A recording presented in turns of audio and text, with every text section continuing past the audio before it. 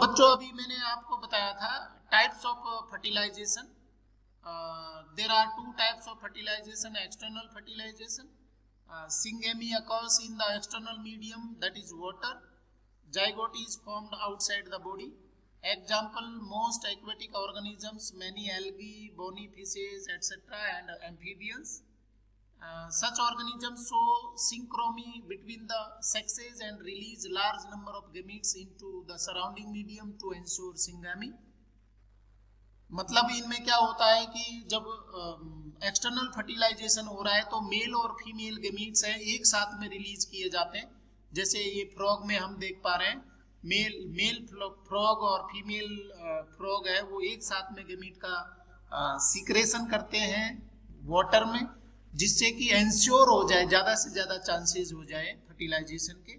इसी तरीके से फीमेल और मेल है वो एक साथ में, फिशेज है वो एक साथ में गेमीट रिलीज करती है. सिंक्रोनी का मतलब है एक साथ में, साथ में, जिससे फर्टिलाइजेशन होने के चांसेस बढ़ जाते हैं.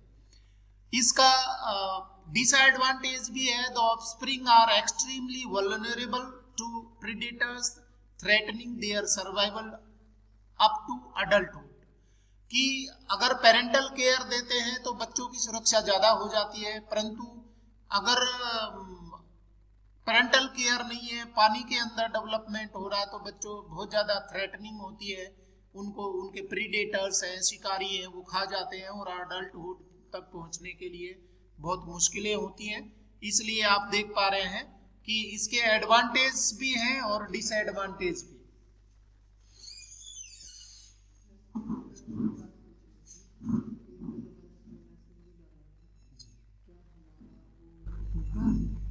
दसवीं का नहीं हुआ आज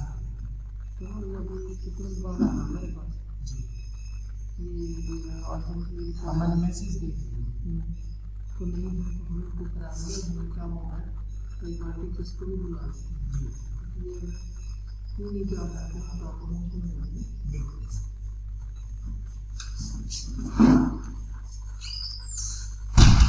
बच्चों. इंटरनल फर्टिलाइजेशन का मतलब आपको पता है. Internal fertilization means fusion of male and female gametes within the female body. Here female body fluid और female internal genital tract provide the medium for the fusion of male and female gametes. तो here syngamy occurs inside the body of organism.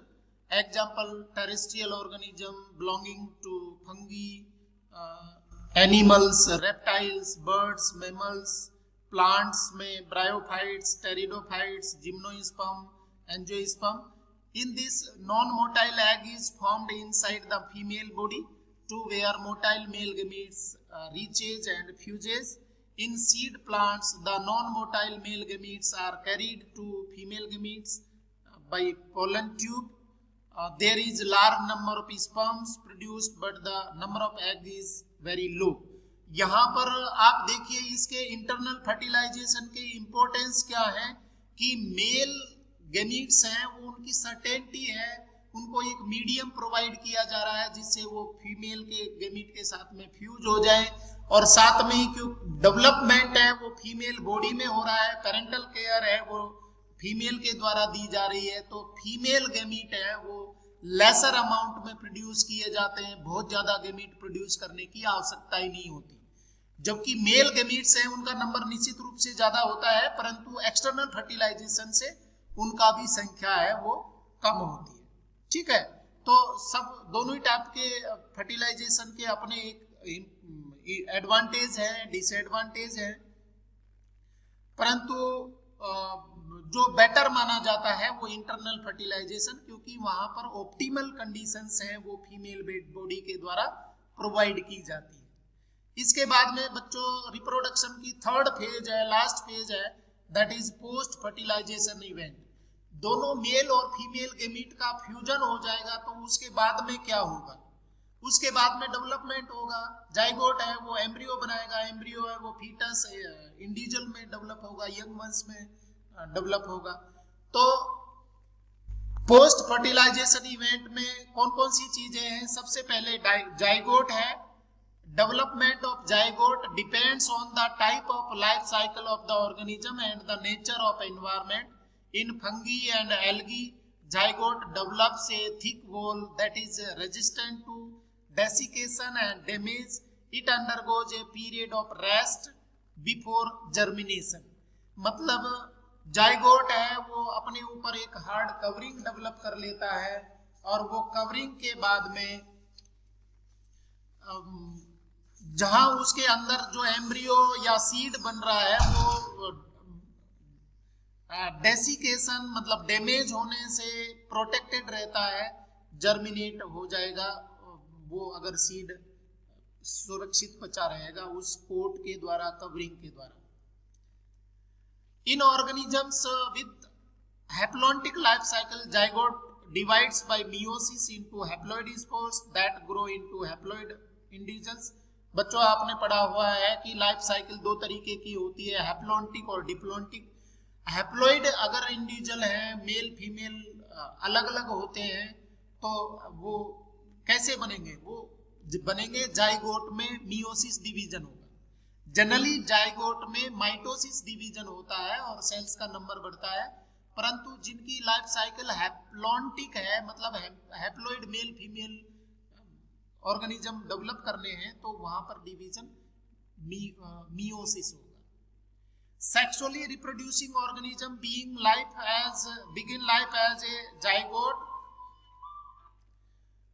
Zygote is the vital link between organism of one generation and the next. तो आप यहाँ ये समझ सकते हैं ये एक डिप्लॉइड जाइगोट है और इसमें सेल डिवीजन स्टार्ट हो गया। ये सेल डिवीजन है वो आप देख पा रहे हैं, एक सेल से 2 सेल बनी, 2 सेल से 4 सेल बनी, 4 सेल से 8 सेल बनी, 8 से 16 सेल बनी। तो सेल है वो कंटिन्यूअसली डिवाइड हो रही हैं। इस डिवीजन को हम बोलते हैं क्लीवेज। क्लीव का मतलब है कि ये जाइगोट है वो टूट रहा है, नंबर ऑफ सेल्स में डिवाइड हो रहा है, उसको क्लीवेज बोलते हैं।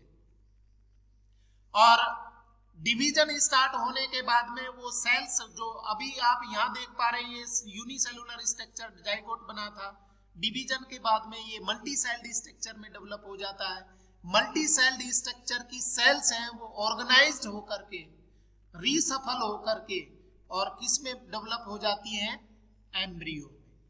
तो पहली इवेंट पोस्ट फर्टिलाइजेशन की है जाइगोट फॉर्मेशन और दूसरी इवेंट है embryogenesis.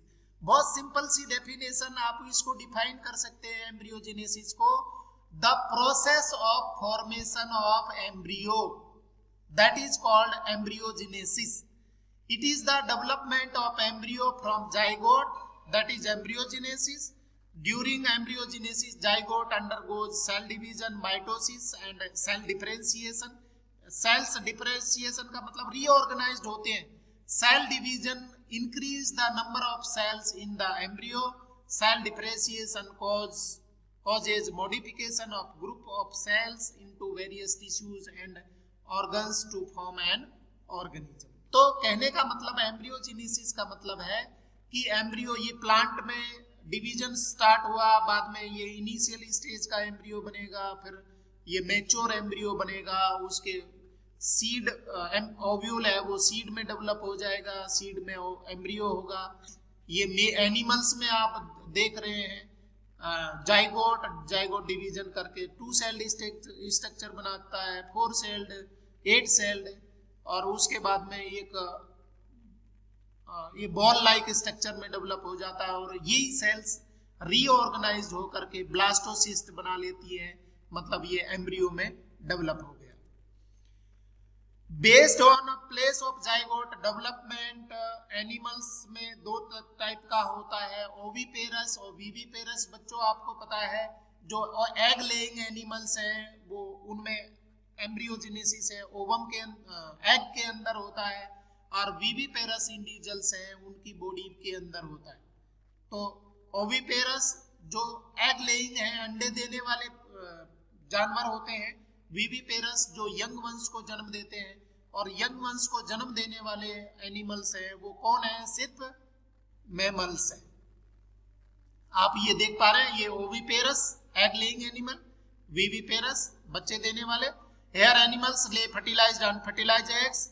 Example, in reptiles and birds, the fertilized eggs covered by hard calcareous shell are laid in a safe place. After incubation, young ones hatch out. Viviparous, here the zygote develops into a young one inside the female body. Later the young ones are delivered out of the body. And example, most of mammals, because of proper care and protection, the chances of survival of young ones are greater in viviparous animals, क्योंकि development है वो female body में हो रहा है। तो इस तरीके से बच्चों ये हमारा टॉपिक है वो कंप्लीट हो गया। आप इसको अच्छे से पढ़िए,